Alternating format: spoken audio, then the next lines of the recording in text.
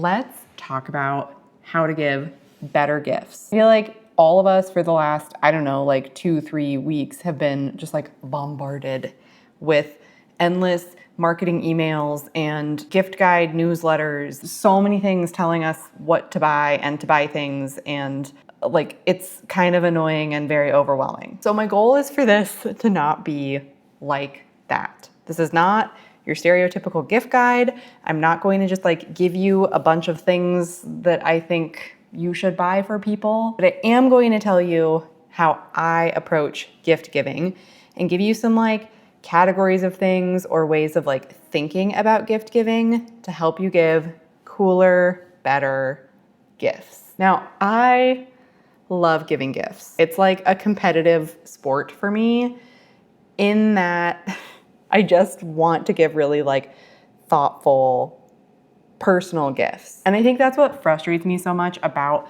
all of these gift guides is that they're just like full of generic random things you can buy that have nothing to do with like you or the person that you're giving the gift to. Ultimately, the key to like all of this advice is that giving good gifts comes down to thoughtfulness. I think it's about like paying attention to the people around you and what inspires them and excites them and makes them happy, or what they need, what would improve their lives, and then giving them things that do all of that. So I guess my number one rule, the first rule that we are going to establish for this is no generic gifts. We are not giving generic things to people just because it's like a thing that we can give them. I genuinely think it's better to like not give a gift than to give a really generic, impersonal, like throwaway, whatever gift. So no generic gifts. The second rule I'm going to establish is that budget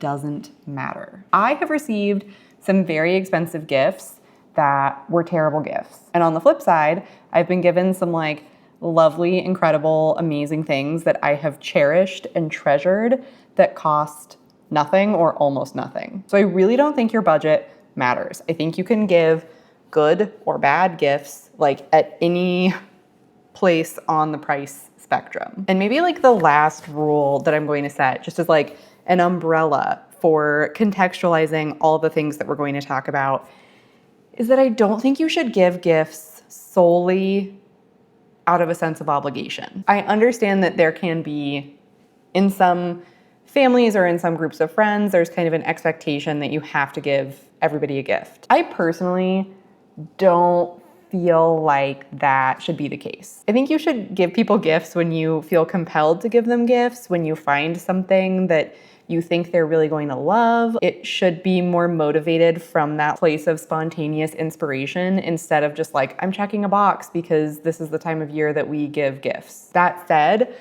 I come from a big gift giving family, and I appreciate the fact that like it might seem rude or like other people won't be okay not giving a gift, or you might feel uncomfortable not giving a gift. And if that's the case, that's still fine. In a perfect world, I think like we should recontextualize and like redefine how we think about gift giving. My worst nightmare is to receive something that's just like stuff that I don't need and I don't have a use for, and is now like my responsibility to make some sort of decision about. And it feels really bad, like you feel guilty getting rid of something that somebody gave you. But I think that happens a lot when we're giving like impersonal gifts. Like if you're just giving me stuff, the odds that I'm going to end up getting rid of it are just honestly like they're pretty high. Like I said, I love giving gifts. It's something that I do, like I think about literally year round, every single day of my life. And honestly,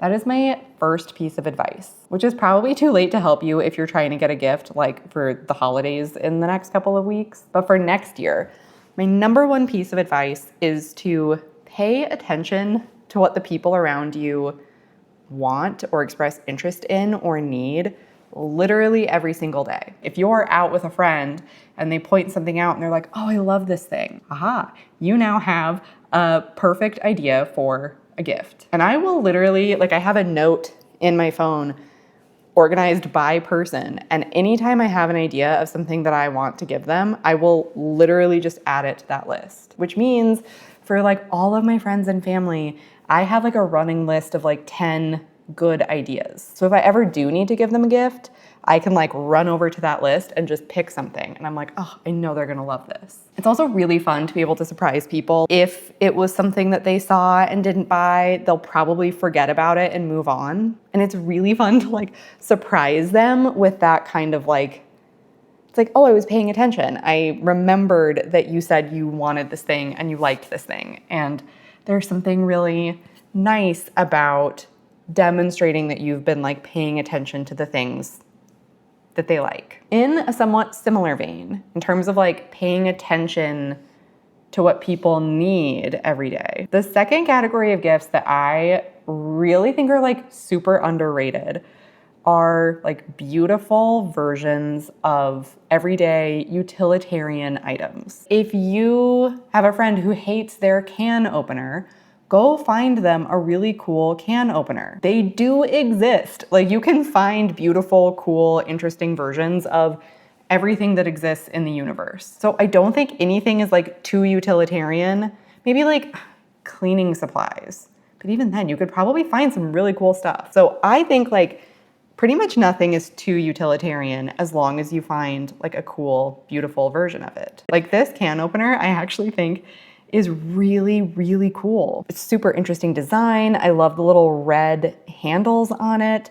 Like it's very small, which I think is also nice when you're giving gifts. I hate to get like big gifts because then I'm responsible for finding a place to keep them. And something like this is like, doesn't take up any space. It's super cute. It's really unique. And when you give it to them, you can say like, I know how much you hate your can opener, so I wanted to get you a better, cuter, cooler one. And again, it's like that thoughtfulness. When people say like it's the thought that counts, it doesn't mean like, oh, I thought about getting you anything and therefore I get credit. It means like I was paying attention to you and your life and I thought that this was something that would be useful and special to you. A great way to personalize this is to think about what people enjoy doing. Maybe you have a friend who loves to garden and you can get them some like really beautiful gardening tools. This trowel is like very practical and also very useful. I also love these pruning shears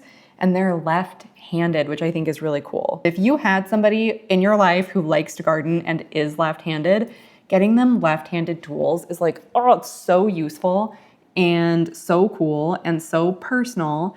And like, yeah, it's just like a special version of something that they could really need and use. If you have a friend who's really into candles, for example, you could get them a really nice wick trimmer. They're already probably trimming their little candle wicks with like a pair of scissors. Now they have a special, beautiful object that somebody gave them. On the flip side of the candle situation, a really cool lighter. You could leave this laying out on your coffee table, like on top of your coffee table books, and it's just like an art object. In addition to being practical. You also obviously don't have to use this for candles if you might use this for other things. Kitchen supplies in general are like, there's just so many things that people use all the time and so many beautiful versions of them. I love this little like mortar and pestle. We actually have one of these.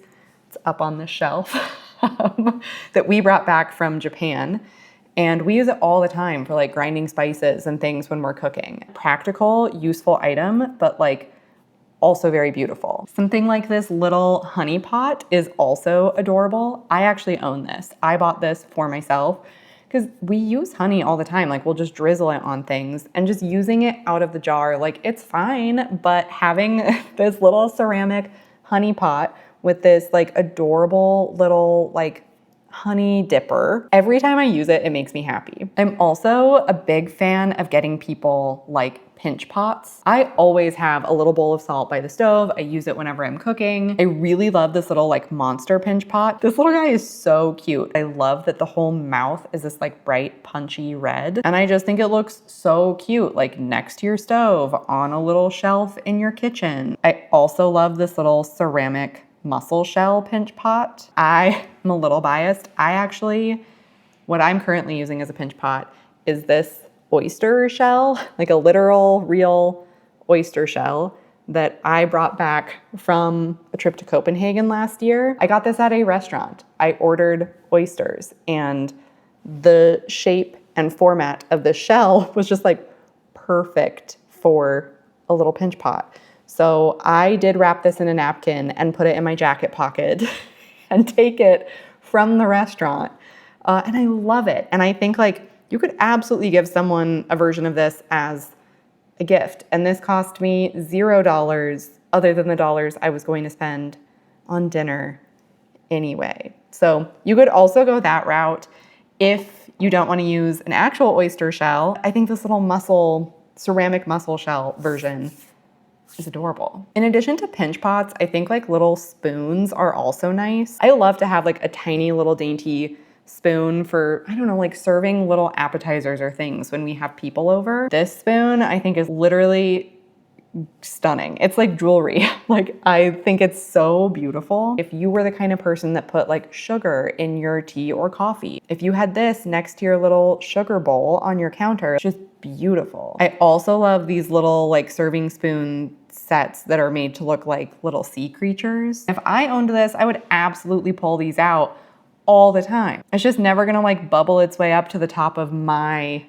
to buy list, you know? Speaking of sugar bowls, I think a bowl like this is like so beautiful. I love the colors of it. I love that it has this little lid. They have it listed as a salt bowl, so you could absolutely use it for that, but you could use it as a sugar bowl too. Or like, this doesn't even have to be a kitchen object. Somebody could use this like in the bathroom or like on their vanity. And I do love a gift that has multiple use cases, because the likelihood that somebody is going to find a use for it is just like so much higher. They also have these little like egg cups that I just think are so cute. If I was the kind of person that routinely ate a soft-boiled egg, putting my little egg in this cup every day, oh, like it's so cute. I love it so much. Okay, moving on to our next category.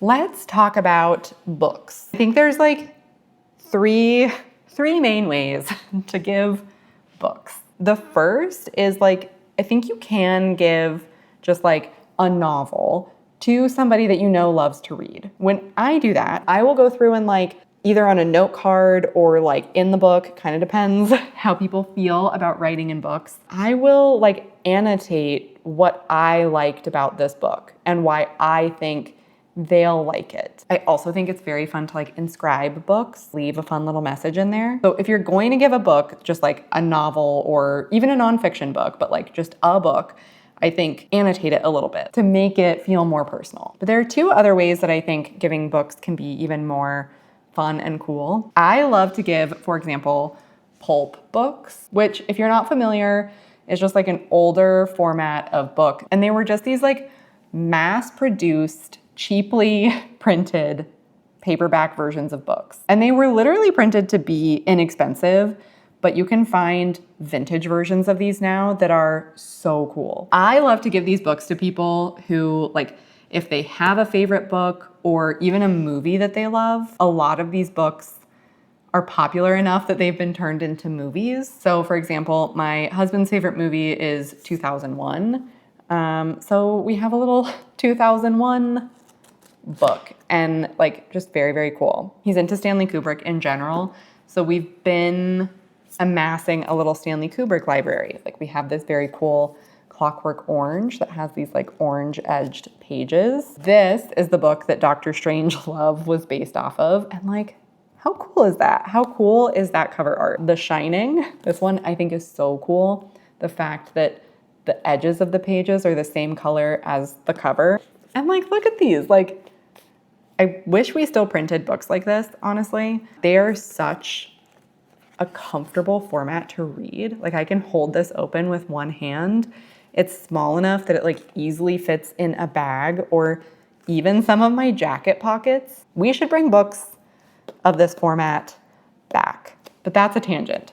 The point here is that books like this make just really cool gifts. And like I said, especially if you know that it's an author somebody really likes or a book they like or even a movie, if you get them a cool pulp version of it, like very, very fun. We have a local bookstore that sells these, and you should, if you have used bookstores where you live, go check them out because they might also have them. But you can also find lots of these on eBay. In a somewhat similar vein, I got really into Westerns over the summer. I was just reading tons of Westerns, and at a different little store in town, I found these Louis L'Amour books for literally $1 a piece. And I bought these for myself, but they would be such a fun gift. They're just fun, kind of campy little books.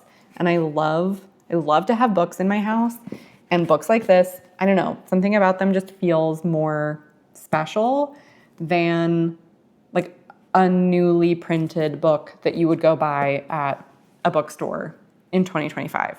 You know what I mean? The last category of books that I think are really, really fun to give are coffee table books. They're endlessly personalizable. You can make them really customized to the interest of the person you're giving the book to. Like if they're really into food, there's so many coffee table books on food. If they're into interior design, there are endless coffee table books about interior design. Like literally there's a coffee table book about everything. You can buy these new, you can buy these vintage. There's just tons of cool ones. We buy a lot of coffee table books from artists that we like. I think it's a fun way to kind of collect artists' work that maybe you can't afford their actual work. I love Bella McGoldrick's work. If you're not familiar, you should check her out. So we have her book, a little signed version, which is very cool. Tom Sachs' book, which is so cool and so fun. Dieter Ram's little design book, not art, but design. The Danish Chair, which is literally just a book of like, literally just a bunch of different Danish chair designs. Oh, when we were in Copenhagen last year, we went to a James Turrell exhibit, and it like was one of the coolest pieces of art I've ever experienced, if not the coolest piece of art I've ever experienced. So for my husband last year, I got the James Turrell coffee table book, and like they're beautiful. These are so pretty and visually interesting, and so we just leave these out. Like I said, we leave these out all over our house. And I think these are a great gift. They also tend to be not expensive necessarily, but more expensive than people might be willing to spring for themselves. So again, like very nice gift. Okay, one little like tangenty idea that I just had related to books. I quit Goodreads several years ago because I think Goodreads is very annoying. And I really didn't like the culture of the like annual reading challenges. Like, I don't need to quantify my life. You know what I mean? I'm not data, and I don't need the pressure of like trying to succeed or like worrying about failing at my annual reading goal. Like, I just want to read books and enjoy books. But when I quit Goodreads, I was kind of missing having a place to record which books I had read. So I started keeping like an analog list. I bought myself this little book, and I just keep like an annual list of all the books that I've read in decades. I will literally just have all the books I've read in my lifetime recorded here, which feels really cool. And I think that would be a great gift. Just like get somebody a fun little notebook and explain that that's kind of the intent behind it. And if you have someone in your life that's a big reader, like great little thing to have. And like, I don't know, it's like a little heirloom that I'm creating. Maybe one day when I'm 90, somebody else will care to know what books I've read. Okay, next category. Let's talk about handmade gifts. I am a big proponent of handmade gifts. I make gifts for people all the time. I love to get handmade gifts. And I think this is something that like people can feel like intimidated by because you feel like it has to reach like a certain level of quality. And honestly, I don't think that's true. I think handmade gifts can be like very kitschy, very silly, and still be really, really special. I once got a gift from a friend who is really into pencils, and the whole gift was just like a brown craft envelope with 6 different pencils in it. And the envelope was annotated with very specific details about the pencil. This is the type of pencil. This is what I like about it. It has like great lead, or like the graphite is really dark, or it just like sharpens beautifully. It like feels really good in your hand. Detailed notations and commentary from somebody who was just like obsessed with pencils. It was such a fun gift to receive. A couple of years ago, I made my husband a custom Monopoly game. Every single square was like hand illustrated. I made all of the cards for it. Another year, I made like a crochet blanket for a friend. I have knitted scarves for friends, custom themed children's books where like my friends are the characters and they're like silly little stories. This year for my family, I'm actually making little figurines of their pets. So they're not finished yet, but this will be my brother's border collie. And then this is my parents' like tiny little dog. And this is what my family is getting for Christmas this year. I also really love to make like little beaded things. I make these for myself all the time. Like I like to make little necklaces like these. And I wear these constantly, wear them all the time. I make little bag charms. I just have like a little key ring on my tote bag, and I put little like clasps on the ends of these so I can just like swap them out whenever I get bored and I want something different. The point is, like, whatever your skill set is, I think you can be creative and make something that is special, and it doesn't necessarily need to be complex or elaborate. It can be if you want it to be, but it doesn't have to be. Now, if you like the idea of a homemade gift, but you're not necessarily like the craftiest person, I still think there are ways that you can make something homemade that's like very approachable. One idea that I love that I cannot take credit for, I absolutely stole this idea from Delaney of Tremont Home, who makes these custom matchbooks. And you can like fully customize these. You can do your own designs, like completely upload your own typography, design, color palette, everything. But she also has created a handful of templates that you can buy, and you could literally just go in and like change what the text says. So there's things like that where it's like you custom made it, but you didn't have to like physically, handcraft an object. And then I'm also a huge proponent of buying things that other people handmade. So for example, we have like a little ceramic studio in town that does a holiday sale every year. And we bought things like this beautiful little bowl that we keep on our coffee table. I think this was like $12 and handmade by a real person. And obviously you can find lots of handmade things like on Etsy, or if there are particular artists that you really like their work. But I do love the idea of buying things like in person, locally, from like people that live where you live. Okay, last category of thing. This is kind of like the first category in that it may not help you right now, but in terms of like changing the way you give gifts moving forward, I love to buy gifts for people when I travel. You can buy almost anything when you're traveling, and it's inherently cooler and more special because it's from a different place. We have brought so many things back from trips to Copenhagen. We have this little like grass trivet for putting like hot things on, and it's beautiful. So we hang this on a little nail on our kitchen wall. We also brought this little hand broom home, which we use to clean up crumbs from the table. And I also use this to sweep puzzle dust. If you do puzzles, you know that they always leave behind like little gray dust. So use this to sweep up my puzzle dust. Also hang this on the wall because it's very, very beautiful. My husband, way back when we were first dating, he spent a few months living in Japan, and he brought me back these little wooden dolls, which are like one of my most prized possessions. I keep these displayed in our bedroom and always have, like, love them. And they're like beautiful objects, but they're special because they were picked up like on a trip that was special to somebody else. We love to buy like postcards and things when we travel. So just things like this that are like, these are from museums. And I think you could just give these to people as is.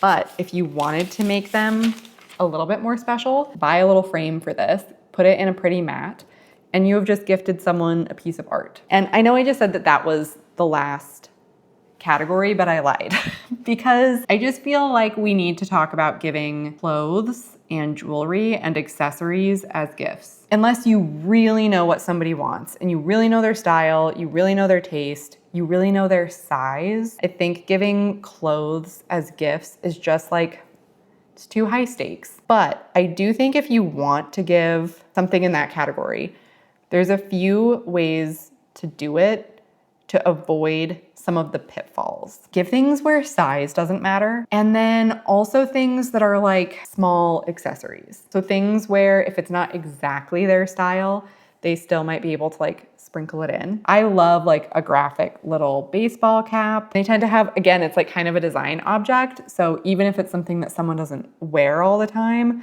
if they like hang it on a hook in their entryway, it will like look cool. And this would also be cool to kind of combine with that last category. Like if you are traveling and you see like a cool little souvenir cap somewhere, great gift. You can also kind of treat accessories, like I said, as like design or art objects. Even something like this little hair comb. It's a very, very beautiful object. You would want to give this to somebody who you think would obviously wear it, but even if it's not something they wear all the time, it still feels special enough that it's something that they will keep and treasure and want to have. And then kind of the last category of like accessories or clothes that you could give, something that's like a little bag they put in their other bag. For example, I love these little embroidered lace pouches. They're beautiful little objects. And you could put anything in these. You could use these to store jewelry. You could put your AirPods in here. They're big enough for like your ID and credit cards. So you could even use this as like a little card wallet. And I do love that this is customizable. Okay. And that is everything I have to say at this moment in time about giving good gifts. Like a good gift doesn't have to be expensive. It doesn't have to be fancy. It doesn't have to be something that somebody else would like getting. It can be really niche and really specific, as long as it's something that means something to the person that you're giving it to. Like I said, that little envelope of pencils was like one of the coolest gifts I've ever gotten, and it was an envelope of pencils. If you have other gifts that you like to give or like other ways that you approach gift giving, let me know, because I think this is like a fairly stressful topic for a lot of people. So if you have other things that you like, little secrets or hacks or tricks that you use, leave them in the comments and we can kind of crowdsource how to make this time of year less stressful.